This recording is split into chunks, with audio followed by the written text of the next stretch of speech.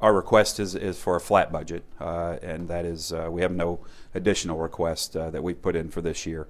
Of course, the other part of this, we've been asked to show a budget with a 6% cut.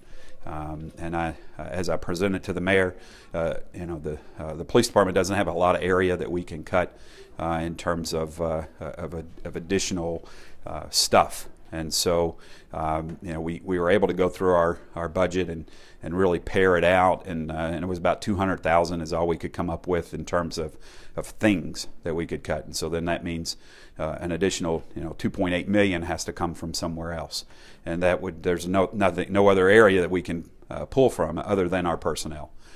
We have 4 positions that are unfilled. We would cut those 4 unfilled positions, but then that would require us to also cut 62 personnel from the police department. And of those 62 personnel, 46 would be sworn officers. And as I pointed out to the mayor, that those would have to come from locations not of our core service.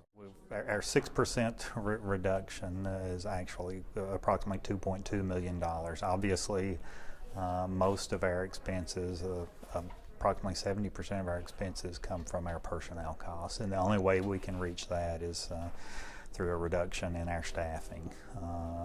To get to $2.2 million would require us to potentially lose up to 34 positions. Currently, right now, we're down 14.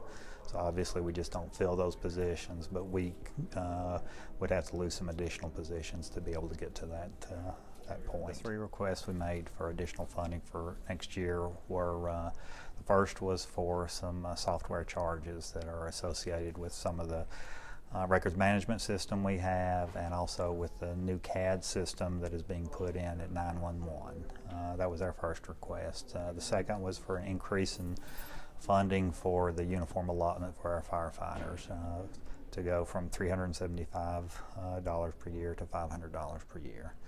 And the third request is for an additional deputy chief position, which we had several years ago, and during some budget cuts we lost that position.